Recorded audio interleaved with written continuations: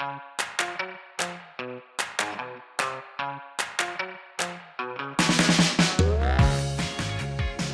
I'm Alvina Ling, And I'm Grace Lin. and we're book friends. Forever! We're childhood friends, Who grew up to be a children's book editor. and an author and illustrator. Yay! Welcome to Book Friends Forever. This is the well-read and gender in animal books episode. And check out our website, bookfriendsforever.com, and our Instagram and YouTube channel at bookfriendsforever_podcast. So I don't know, but how do you feel about the YouTube thing before I jump into everything? Because I kind of feel like our audio is so much worse now that we're doing it on YouTube, and I don't think that many people watch the YouTube. So I don't know. I'm kind of thinking maybe I'm kind of mixed. I'd like to hear from people if they think we should continue with the YouTube thing. What Maybe do we you think? should do a poll. Yeah, we should do a poll because I think Yeah, the audio is better without the YouTube, but I don't know, maybe people watch it. But anyway, yeah. It looks how like I have can tell you how many people watch it. oh, There's, I mean, the most is 66, yeah. and Hey, the 66 people, does it matter if does it make a difference if it's podcast or not? Of course, I don't think we have that huge of an audience, so maybe 66 is good. right. I mean, most of them don't have 66, but the top viewed one has 66. Oh, hmm. Um, I mean, well, another option is that we get microphones to improve our audio. That's true. Because I think they have simple plug-in ones, you know. That's true. All Yeah. right, well, things to think about. Maybe I'll put a put that question on YouTube on Instagram if I ever get around to posting on Instagram. The next time I post on Instagram, I will All say. right. I should Anyway, post the one with Libby because we had that was a guest, so oh, I'll post that. Anyway, by the time people listen to this, maybe it'll already be posted. Um, that's true. yes. Okay, back to our regularly scheduled program. How have you been? I know you have been on vacation and it looked great, so can't wait to hear more about it. Yes. So I just got back on Monday. We're recording this on Wednesday, August 13th. I got back on Monday from Georgia. I was in Georgia for like the long weekend, and then before that was Vermont for about a week. For a week. And it was incredible. Oh, We talked about like how to live a long feeling life and by doing novel things. And I honestly, I feel like I've been gone for a month. Like oh, when I went back to work, I really felt like I had been gone for a long time. So I think that's the best kind of vacation. So I felt really good. yay. Yeah, so Vermont first was with family mostly. So we rented a VRBO with Stephen's twin brother and wife and four kids, and then his mom, and then my sister-in-law's sister, so his brother's wife's sister, Joyce. Um, and then, and that was just really, so the first 3 nights and 3 days were the 10 of us. Wow. And it was really great. Like Stephen did most of the cooking, for the first, well, he cooked for the first 3 nights, actually. Well, I cooked the first night, just like instant pasta, basically, pasta and sauce. But there's a lot of pasta and a lot of sauce for that many people. And then Stephen cooked the rest. But then Nikki and Joyce cooked one night, and then the uh, Tracy and Kirk, our friends, Tracy, who they're both art director, creative directors. They joined us for the last 3 nights, and that was really Oh, fun. And then Kirk actually cooked the last night. He makes a really special ragu sauce, and mm. he's actually eating vegan right now. So he made one vegan sauce and one meat sauce which was really generous of him to do that. And it was, I mean, Vermont's so beautiful. I've talked about it before. We fell in love with Vermont. We fell in love in Vermont. And we stayed in Warren, Vermont, Oh, uh-huh. which it's like an hour outside of Burlington. And that's where we stayed 2 years ago. And it's right next to Warren Falls. It's right next to Blueberry Lake, which is where we got engaged. So it was nice to be there for so long because we could have some days where we actually just stayed in the house the whole Hmm. time because we had a pool and Ooh. the house was great. It had this basement with a pool table and a ping pong table and soccer and so the kids loved it. But we would kind of alternate those kind of down days with some outings. So we did go to Warren Falls and swam in the cold water. It wasn't as cold as 2 years ago. I don't know why. We went to Blueberry Lake, and Steve and I had never actually gone to the lake, but this time we went to the lake and we swam in the lake, and so beautiful and calm and peaceful.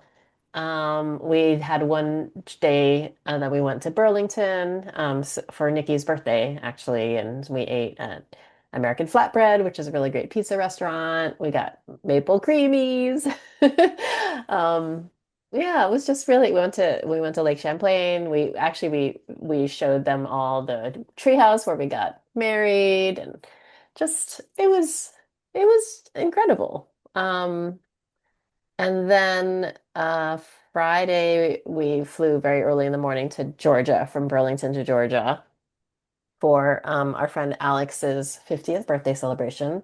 She invited, there were 10, there were 11 total. So she invited 10 friends to come join her at a little mountain cabin in the mountains of Georgia. It was just about 2 hours outside of Atlanta. So we kind of went from one shared house to another shared house. The second shared house definitely a different vibe because there are no kids. Um, and it was kind of I mean, I will say it was amazing. It was also intense because just a lot of, smart, artistic, creative people just talking about, I mean, we talked a lot about Alex, how we met her, what's so great, what's so great about her, all the wonderful things about her. We all wrote haikus about her.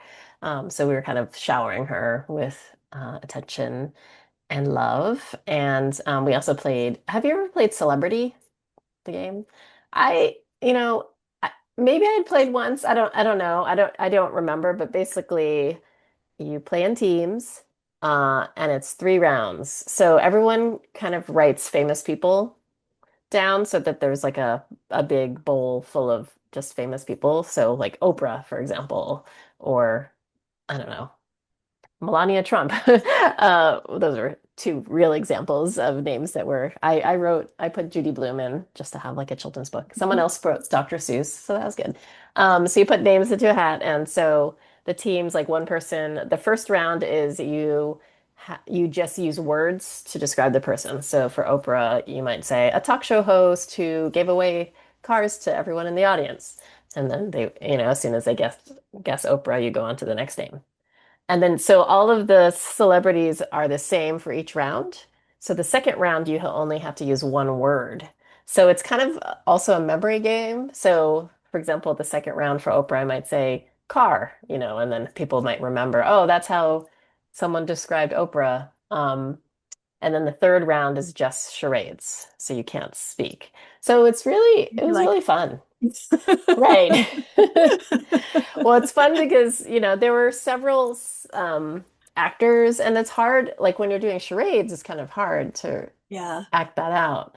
And it just was funny where we're like, if it's a woman, people would kind of, I'm showing this to those of you who watch on YouTube, kind of like to show breasts. Anyway, it was really silly, but it was really fun. And then we got to spend but then we went back to Decatur for one night, and so we got to spend time with the kids, Gray and Zin, um, before we flew back on Monday. So Nice. yeah, it was really novel, lots of different things, lots Do you of, think you'd ever get a like remember a long time ago you were talking about how if you ever were to get a second place, would you get the second place in Vermont? The way you're talking about it made me think maybe that's back on the list as it's a definitely bucket back list on the item. list. It's definitely back on the list. If, I think probably maybe in Burlington would be the ideal. Stephen, of course, his hobby is looking at houses that are not affordable. But we're like, that one's great. Let's just put it in an offer. Like a $6 million house. We're like, we'll offer $20,000. Um, yeah, I mean, I don't know if we will ever, but yeah, I mean, because the thing is, if we wanted, it's so great. It was so great renting a big house with so many people. I feel like if we, of course, if we bought like a second home, it'd be probably a small, 2 bedroom, 1 bedroom, Yeah, like just something small for just us.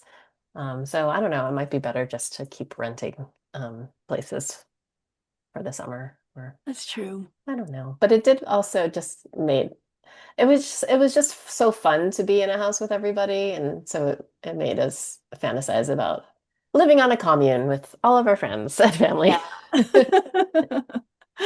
Someday. Ah, Someday. anyway, how have you been? Oh, how have I been? I have been working on this book, painting, painting, painting. I actually had I'm having a little bit of an artistic crisis, but I don't need to go into it right now. Okay. I'm having a slight artistic crisis. Can you have a slight artistic crisis?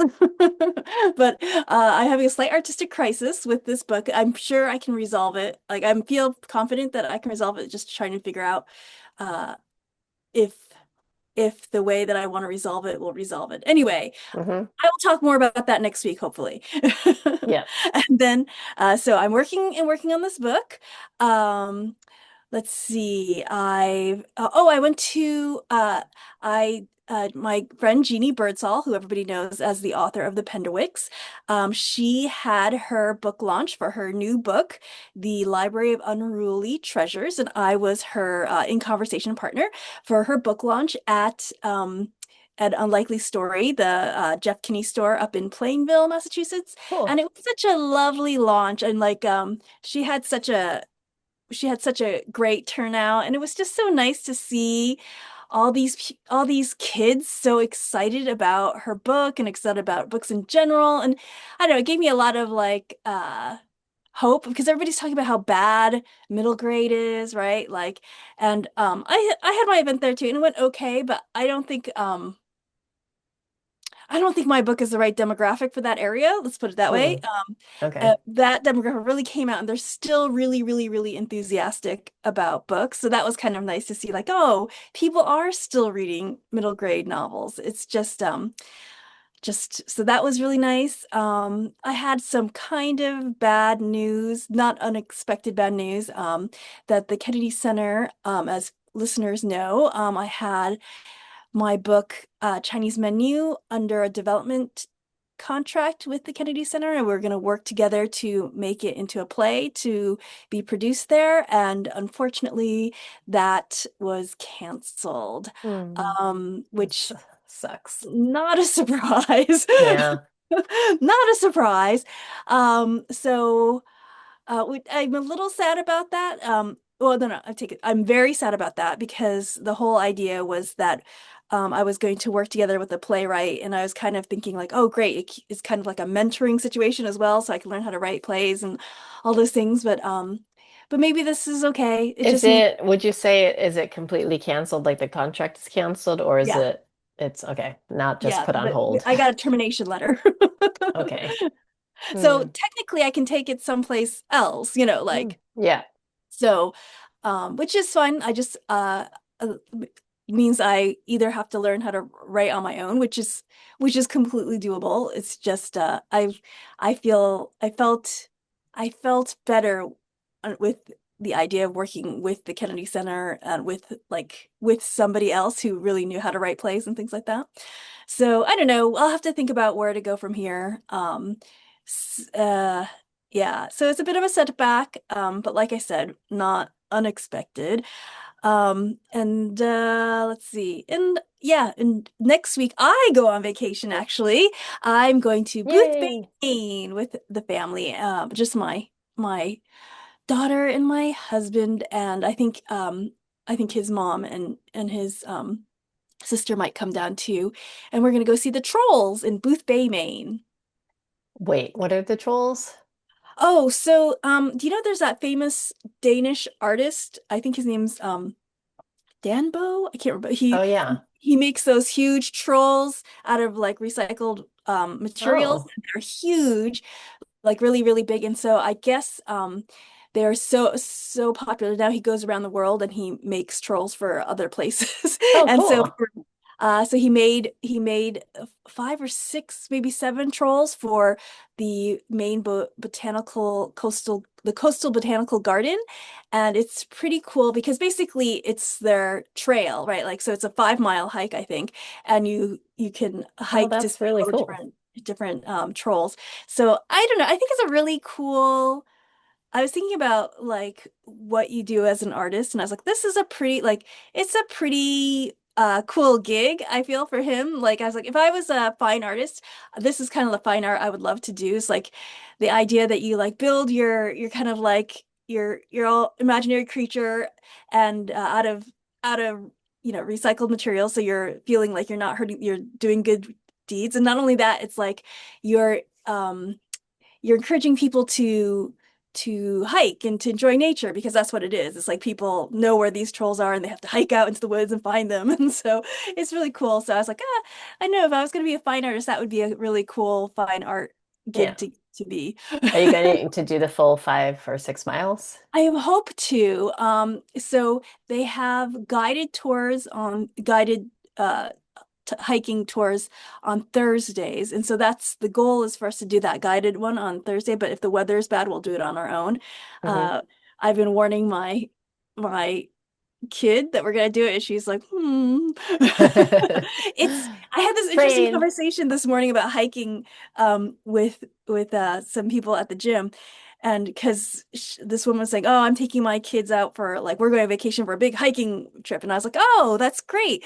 And another person's like, "Did you get your kids started early on that? Because I feel like if you don't t get them to love hiking when they're really young, when they hit their like 10, 11 tweens, they're like, no." And I was like, oh, that's what's going on here. No. You And know, she's like, we took Quinn on a hike uh, one of the days. It was just Stephen, Tracy, Kirk, and I were going hiking, and Quinn like really loved Tracy, like kind of kept following her around. aw. So, and we had room in the car, so we're like, okay, do you want to go hiking? And she said yes. I said, okay, but just so you know, there's no complaining allowed. And she's like, Uh, okay. But she loved it. Like I oh, don't, good I for think her. even if I didn't say that, I don't know if she would have complained. But she might I have. I think I'm gonna get some complaints, but it'll be all right. Yeah.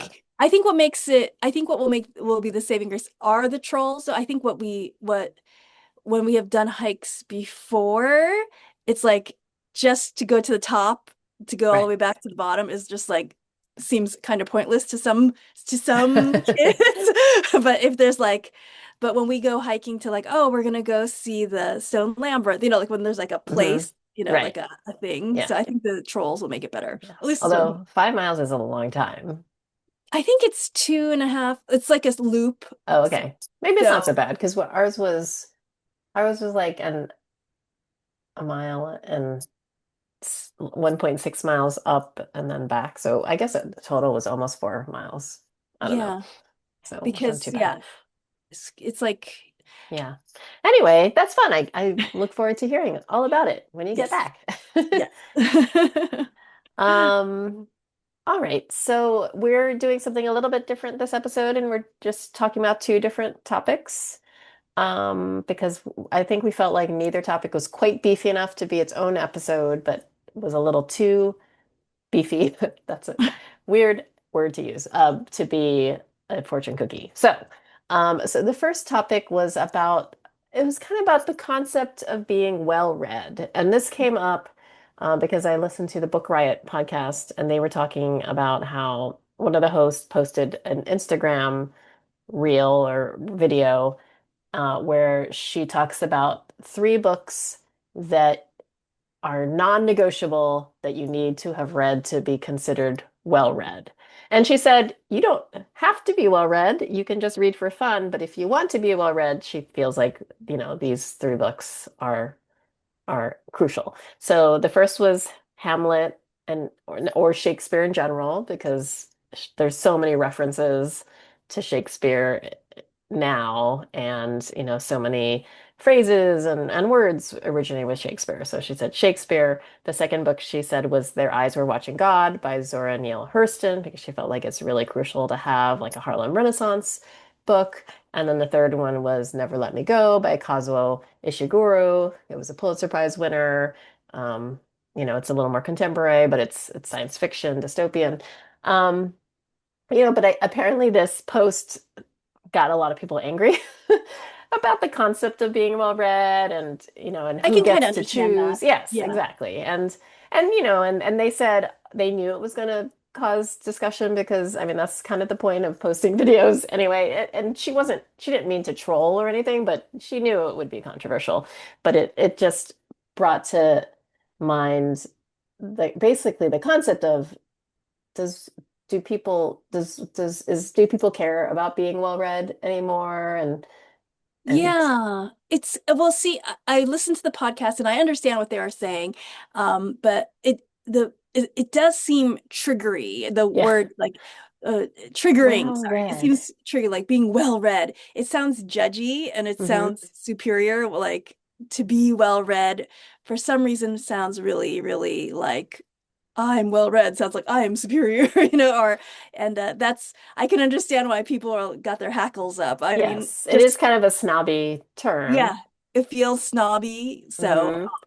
Well, and I guess just to define, I'll just provide the dictionary definition for well read, but I think maybe we can also define it. But according to Merriam-Webster, the definition is well informed or deeply versed through reading. hmm, Um, which I guess, I mean, that is the definition of well read, so we'll go with it. But do you think you are well read? me, no.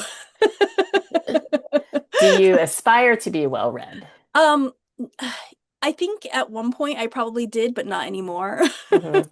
I mean, Um, I would argue that you are well read in children's maybe, yeah, I would literature. say I'm much better read in children's books than Hmm. adult. Like, I think at one point, um, I, I they talk about it in that podcast about how being well read is not so much reading for enjoyment. It's reading like you're always reading to push yourself and to push your horizons and like it's a little it's and to stretch your intellectual brain and theories and concepts and that's what being well read is. It's not reading just because you not reading books that make you feel good or read books that you like to read or make you feel happy. That's not the definition of well read to them. And I think at one point, when I was younger, I wanted to be considered well read, but I didn't really enjoy trying to be well read. And so I think I've given up. Yeah. And I'm like, you know what? Life, I'm old now. Life is too short to read books I don't like to read. Although, so I was thinking about, so I do consider myself to be well read. I read all three of those books that she mentioned, and when the New York Times did their list of the 100 best books of the was it the century or the decade? I'd read not all of them, but I'd read 25% of them, and and I do try when I read, I do try to read. I try to read nonfiction and fiction, and I try to read different genres um, and I do like to challenge myself when I read. But I was thinking that if you only read children's books, I think you could still be well read by this definition of being well informed or deeply versed, because I do feel like I've learned so much from reading children's books, historical fiction, the nonfiction. I feel like you can be very well informed from children's books about the world. So I just thought that was interesting because I do feel like I'm fairly. I still aspire. I'm not there, but I do feel like if you just read a lot of, even if you just read a lot of fiction, you can be really well informed on a lot of different topics and a lot of different cultures and places so I don't know. I mean, there's that, and I agree. And I'm not trying to disapprove you, but I just to say, like, so do you believe that if you open a book, you have to read the whole thing?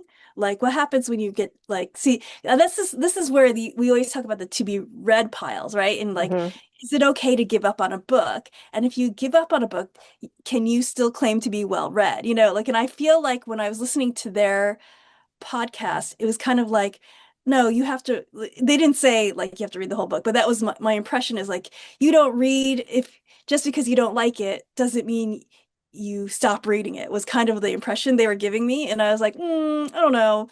Like, I don't Hmm. like this. Yeah. I've read I think you can chapters. I don't stop. like it. I'm gonna Yeah, delete I it. definitely still don't finish books. I used to not, honestly, when I was younger.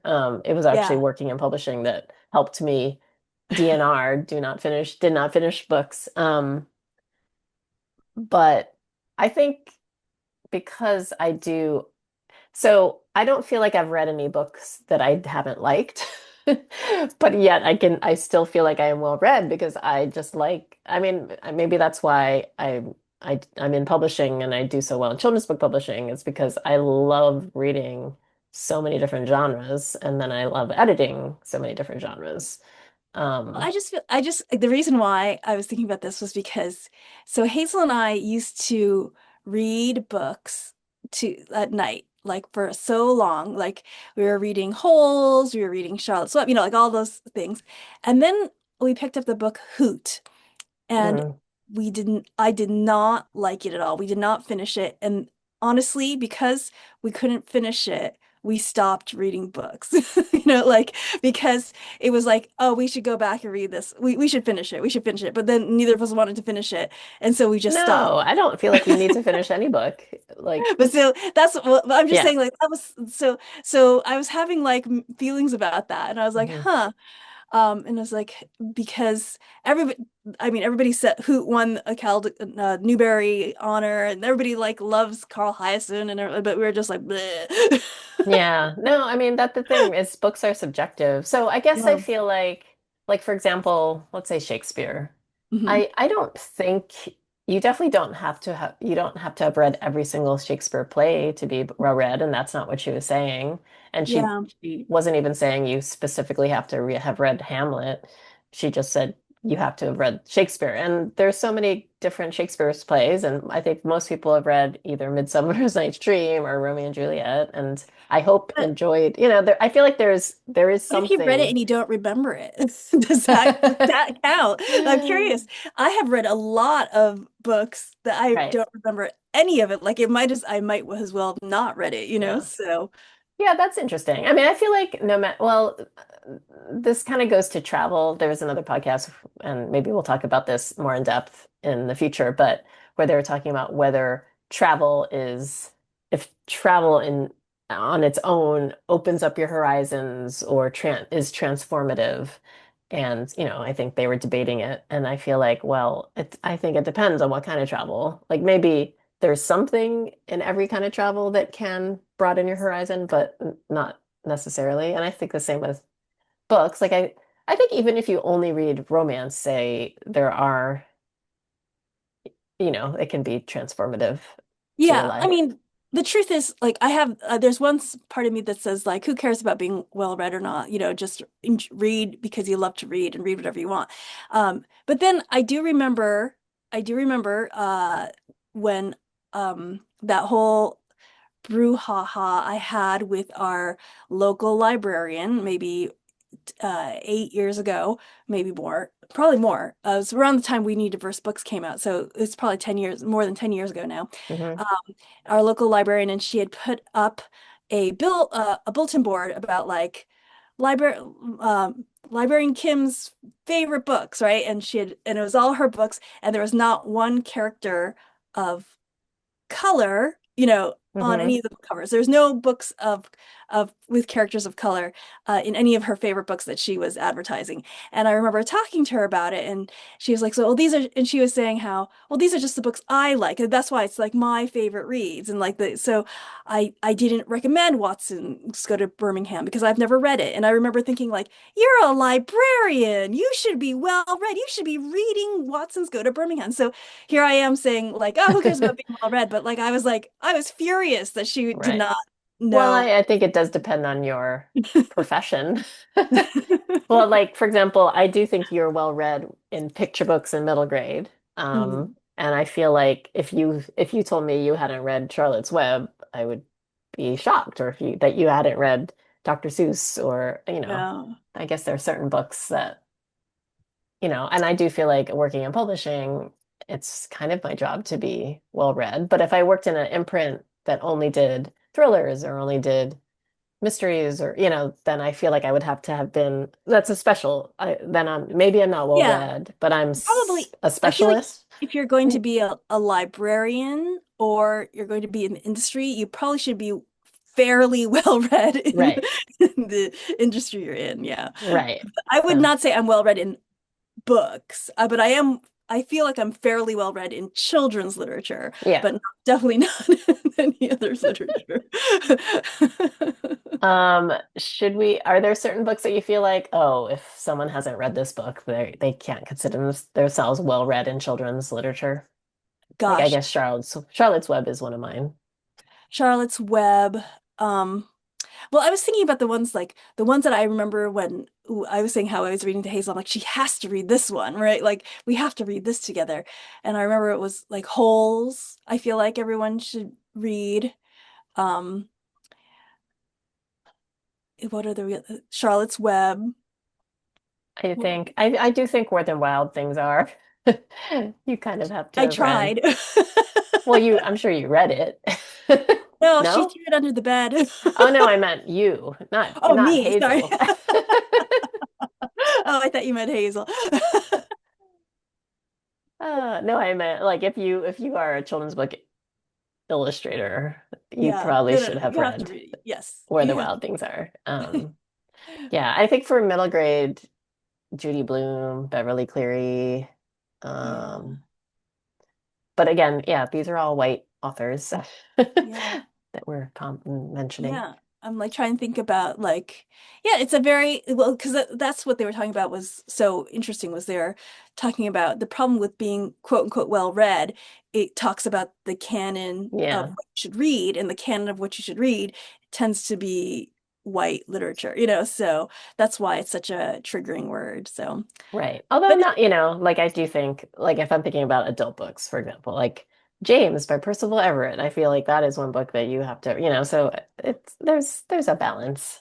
Like I yeah, don't think you can be well read if you have only read books by white men, for example. So, yes. um, All right. anyway, all right. Well, I'm just curious if our listeners consider themselves well read, or if they even want to be well read, or if they really just want to read books that for entertainment, which is also totally fine. And yes, I We just advocate read for that. just read as Just many read. just read. Just read. I mean, even if you want to just read the same book over and over again, that's okay. Though ideally buy that book for all your friends and all your Mhm. kids' friends.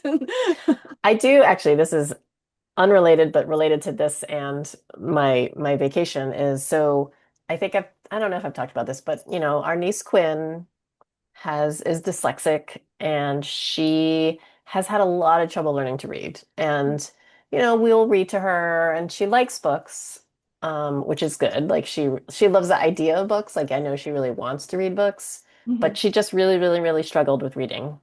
And I feel like even the last time, maybe, a couple months ago, reading with her was, just, it was a struggle. So, we try to let her read, and it's like maybe every fourth word she could read. And so because of that, I don't think the reading comprehension wasn't there. Um, and then this trip, I had her read Ling and Ting, and she could Oh. read it with confidence and was, like understood it and was laughing at it. And then Stephen decided to try a graphic novel with her. And Mm. we have a copy of Smile by Raina Telgemeier. And he was reading it to her, but she was really into it. So we brought it with us on the trip. And then at the house one night, Penny said, "Oh, what book is that? Why don't we read that together?" And so she was reading it, and then but she was having Penny, was having struggling because her eyesight, and she needed like her magnifying glass. And then Quinn said, "I can read it." And so Quinn started reading it to her. And this Oh. was the first time that Penny had, because she had helped Quinn with having a private tutor, for 4 years basically to really help her read. And this was the first time that she was like, "Oh my gosh, Quinn could read." It was just so Oh. exciting, and she loved the book. And so all week she was reading the book, and she finished it on that trip. When Kirk came, Kirk works, he's a creative director for First Second. So he Oh, had nice. brought some books and he brought Frizzy by Uh-huh. Clarabelle Ortiz. Uh-huh. Um, and which Quinn's hair is also like kind of frizzy and big. And so she got really into that. So that's, her next book. But it was just really exciting. And, we always talk about that moment when someone really becomes a reader. And that was the moment I felt like, oh, I think Quinn's going to be a reader. And, and that's what's Yay. great. There's so many Raina Telgemeier books we can get for her and she can get really into it. So Oh, anyway, I think so I don't that's care if Quinn is well read. I'm happy just, if she just reads Smile over and over again, but yeah, it's really exciting. it is exciting. Yay. Yay. Um, okay, for our second topic, we thought we'd talk about this Publishers Weekly article that was about a study done that looked at animal characters in children's books and their genders. And so to quote the article, it says, "We found that male animal characters were twice as common as female characters across all the books. Some strong animal stereotypes also emerged. Frogs and dogs were boys. Birds and cats were girls. Even more surprising, according to our data, this disparity is not obviously improving even over the last 25 years." Yeah, I believe it. Right. Um, And it's true that I think sometimes, so that I think sometimes I default, I think people sometimes just kind of similarly to how we would say a lot of people if will default to white if the character isn't described. Yeah. I do think if the character's gender isn't specified, people kind Yeah. of default to male, Hmm. unfortunately. Yeah. Um, this it kind of so I edited a book called Bear Came Along by Richard Morris, and so it's all animal characters, and LeUyen Pham illustrated it. And I remember I sent her the text, and she was working on the sketches, and she emailed me and said, "Is it okay if I change the pronouns for some of these animals to she, her?" And I can't remember if there were no obvious. I think only four of the animals have pronouns, and Hmm. there are many more than four animals. But she just pointed out that there were many more male pronouns, and Yeah. so we changed two of the four to women, or not Nice. women, but female, including a frog, which ironically is usually male. A frog and a duck? No, it might have been a duck. Um, which is also, I guess, more usually female. Yes, Hmm. a duck is a female. But I was just really grateful because I just didn't notice it. And I should have, like that. I feel like that is my job as an editor, but I'm grateful that she noticed it. And of course Richard was like, "Oh, of course, but he didn't notice it either. And he's a man, Yeah, so I he think probably that's where defaulted." it's I think that's why it's so it's invisible to us, right? Like that's kind of Hmm. like we forget. Um, yeah, do you remember a long, long, long, long time ago, Little Brown did a book and it was like there was a dark chicken and a light chicken, and the dark chicken was the naughty chicken, Hmm. and it was pointed out in a review, and I remember at the time we're like, oh, it's just a chicken. Yeah. Right, right. And it's only been like years and years later, like, oh. Not Yes, it just was a just a chicken. chicken, but it wasn't just a chicken, like, Yeah. Yeah, it's true. Um, I was just talking, Andrea Spooner is our editorial director for Picture Books, and we were, there was a while, many, many years where we didn't actually have any books with animal characters. All of our books, almost all of them had people. huh, Um, but lately we've had more and more animal characters, which uh-huh. is interesting, but it's just something I think that we should be mindful about, what their genders are and what kind of animals there are and what. what they're doing. I Like, for have a example, feeling you're going to have more and more, especially with all this anti-DEI stuff. I feel like more people animals. Yeah. people will turn to animals as something safer, and and teachers and librarians will turn to animals too, as something safer. It's really sad, but I think it's true, you know. Yeah, it is true. So Um, good that we're at least aware. We can at least make it more gender neutral. I know. I'm just realizing I don't know if there's gender a neutral is the right word. I think I used that incorrectly. right A bit more balanced. balance. Yes, that's better. Yeah, I just realized I did acquire a book where the main characters are moles, and Yeah. the main character is a boy and the friend is a boy. There is the mother, but the article did say that often it was like Mrs. Bear, would be the Yeah. only female. Hmm. So And then she'll wear a bow. yes, maybe Or I she'll have should long have a eyelashes. conversation. It's so Disney, like she'll wear a bow and long eyelashes. So like she's the girl duck. And an apron. Yeah. Polka dotted skirt, you know. So, but Yeah, yeah, it's I feel like, I guess maybe because of what's happening with I mean, it's been happening for a long time, but what happened with the Kennedy Center to me, and I'm like, I'm sure we're going to feel the swing, yeah. one way or another. And it's It sad. And won't I'm be not really forever. yeah, I'm not really sure how to I was actually it was the school and library journal asked me a question about everything, and I was kind of at a loss. I'm like, I'm not really sure. They're like, what are you doing to, and I'm like, I don't know. I'm just trying to survive here and do the books that I love and hope for the best. And I feel like there should be a better answer than that, but I'm kind of at a loss. I don't really have anything better than that right now. But if you have one, people who are listening, let me know. I do think that, I don't know, all we could do is what we do best, I guess, for now. Yeah. All right. Well, because we had two topics, we're going to skip the fortune cookie segment, but we are going to do the tell me about segment. Tell me about. Tell me about. Yes. And Alvina, speaking of Bear Came Along, why don't you tell me more about that book? You said it was written by Richard T. Morris and illustrated by LeUyen Pham, who's an amazing illustrator. Yes, here I'm showing the book off. I forgot that we didn't put the bylines on the jacket, Oh. which, I think that they both agreed. I mean, it's such a great book. Hmm. A great cover, I mean. Is the case cover.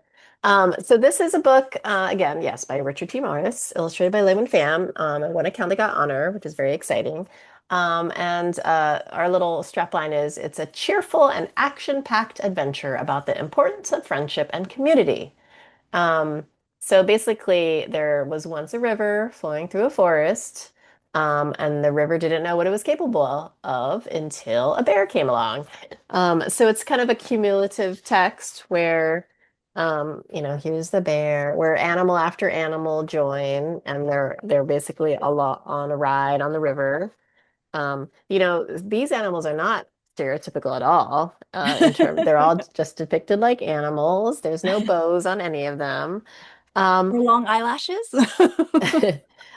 uh, and they just go on this journey together. And I remember I gave the text to Lei Win, and she just really responded to it, so much so that she started working on the art a whole year before she was supposed to. And so we Aw. published this book a year before we were supposed to publish it.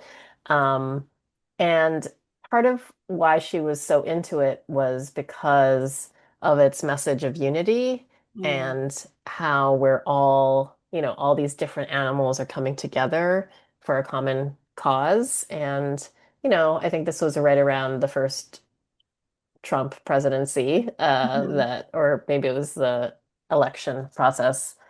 And so, we just the United States was feeling really divided. So actually, I'm going to show off the end papers. So the front end papers is a map, with the river, but if you can look at it, it actually is in the shape of the United States. And it's kind of a sepia toned in the front, and then in the end, it's like full, beautiful, full color. Um, so I think it's like a perfect little book. I would say little book. It's actually a pretty big book in terms of its trim. Um, but it's just a great message and such a beautiful book. I mean, I do think Wynne kind of she outdid herself. She was inspired, which I think it's funny because you never know with awards, but I just had a feeling that this could win something. And I remember I didn't have any comments on her art. Usually sketches come in and you have like comments, and I was like, looks great. So I feel like I all I did really was connect the two creators to create this Nice. book. That was my role. Um, Yay. You're but like a matchmaker. yes, I'm the matchmaker. So that is Bear Came Along by Richard T. Morris, illustrated by LeUyen Pham.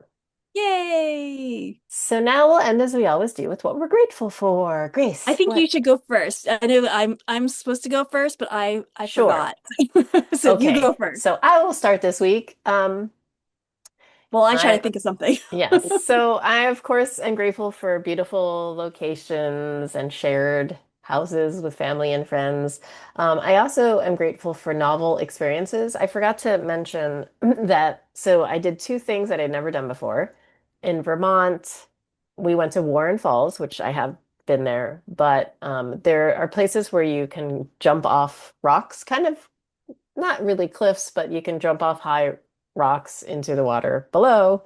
And I'd never done anything like that. And there was one that wasn't the highest, but it was high enough to feel like, ooh, am I really going to do this? Um, and so Steven's brother Dave was the first to do it, and then Balin, the oldest son, did it, and then Quinn wanted to do it, but she kept going until, going to the front of the line and then not chicking out, but like, deciding like, okay, and then going back to the back of the line because she just couldn't jump. So because of that, some of the rest of us decided we would jump too. So we went up and I said, I'll hold your hand. We can jump together. And then she was like, no, no, you go first. So then I jumped and she then wouldn't jump after me. But I ended up doing it 3 times, which was really Oh, fun. wow. Quinn ended up jumping from a lower little ledge. And so I'm glad she, jumped. But she didn't do that next year. I think she'll do it no problem. Kind of like with her roller coasters at Coney Island. But that was, yeah, it was really cool. I feel like, and Steven did it too, and he had never done that either. So we just felt like, oh, we did that. Well, we can do that again. Um, and then in Georgia, we went tubing down a river, and Fun. so you're just like relaxing in a like an inner tube, and it was really beautiful. Um, so that was really fun. So I'm grateful for the opportunity to have new experiences in beautiful locations. Okay, have Nice. you thought of yours yet? I haven't really, but I'll just say that I'm really grateful that I have this time that's been fairly peaceful, like Hmm. nothing's been going on and there's two sides of the coin when you see that, right? There's nothing going on, you're like, nothing going on, but at the same time, it's really lovely that there's nothing going on, Yeah. so I will be I'm grateful for actually, yeah, I'm excited for the rest of the month. We're just here, that. home in Brooklyn, relaxing. And the weather is getting cooler and I'm able to run in the morning, so like I'm happy for those things. So those are all the small little joys of life. Yay. All right, and that was the well-read and gender in animal books episode. Thanks for joining us, and thanks to Alex at Paceyworks Studio for editing this podcast. Please rate and review us on Apple Podcasts and tell a friend about it. And tag us on social media using the hashtag BookFriendsForever, or send us a message via Instagram at BookFriendsForever_podcast, or via our website, BookFriendsForever.com. And please join our Patreon. Someday we'll do something with that, but the link is in the show notes. I'm Alvina Ling. You can find me at Planet Alvina on TikTok and Alvina Ling on Instagram, Blue Sky, and Threads. And I'm Grace Lin, and you can find me at Pacey Lin on Instagram and Threads, and author Grace Lin on Facebook and Blue Sky. Have a great week. And don't forget to read! Bye! Bye.